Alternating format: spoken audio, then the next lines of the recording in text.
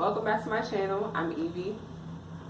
On this channel, I help you to go from surviving to living better on your way to living well. Today, the topic is surviving PMS.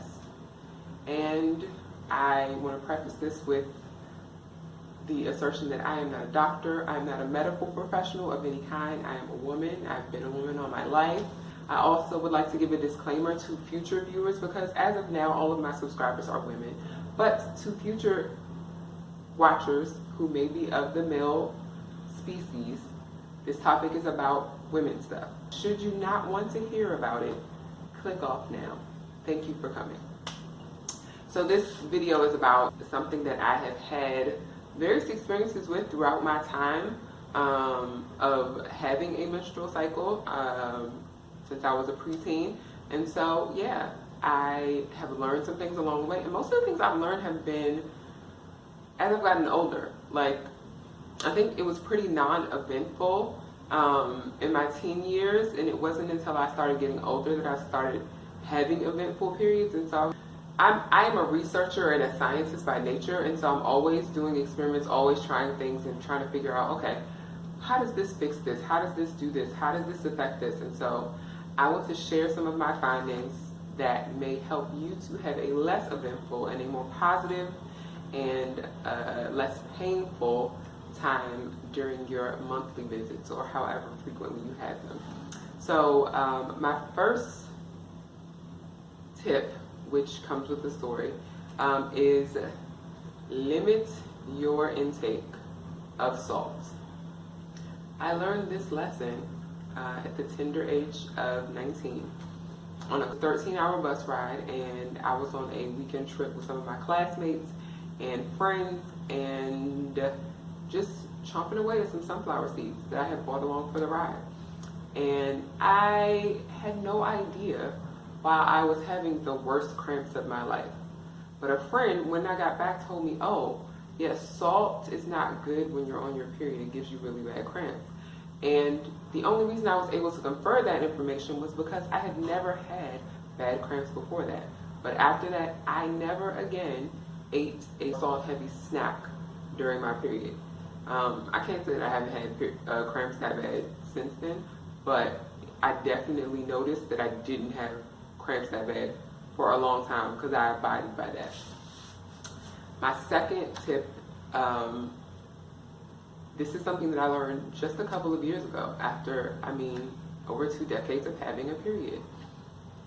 So I was at my local Target and I saw some menstrual care products and they were on sale.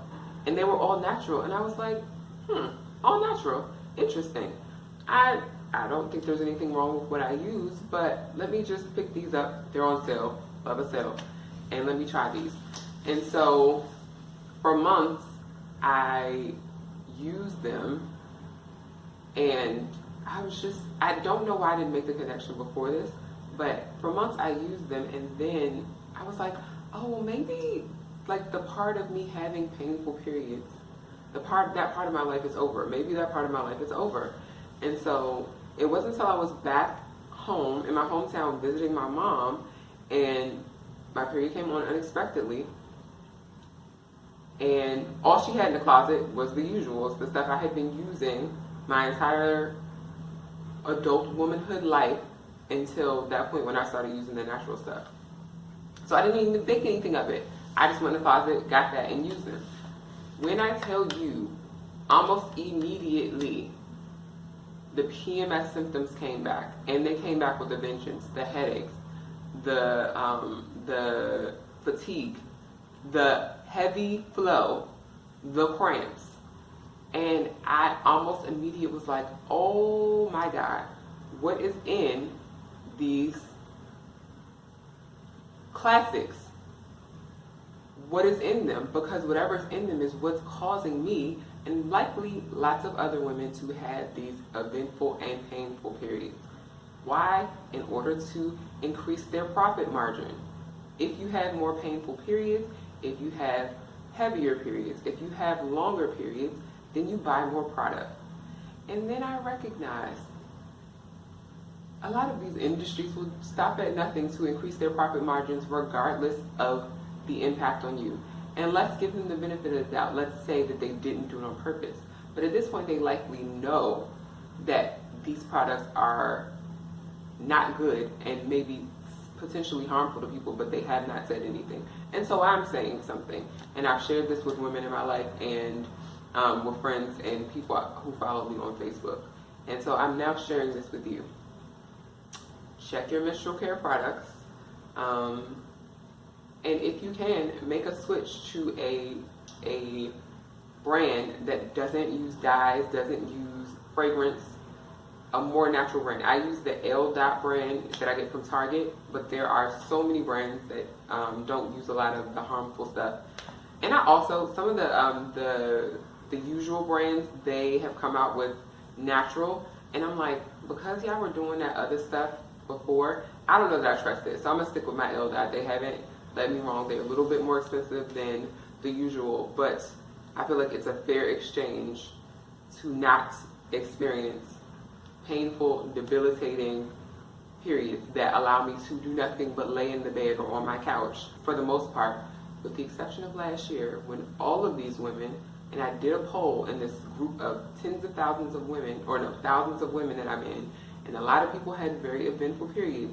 Last year, around the same time, spring, summer, we won't talk about what the cause was, but with the exception of that, my periods are pretty mild and not painful for the most part. And so I really attribute the fact that I don't use, I use non-toxic and natural period care products at this point.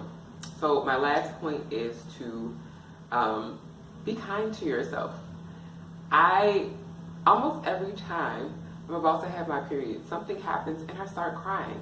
And I'm like, why am I crying? This is ridiculous. Why am I crying? And the next day, my period comes and I'm like, oh.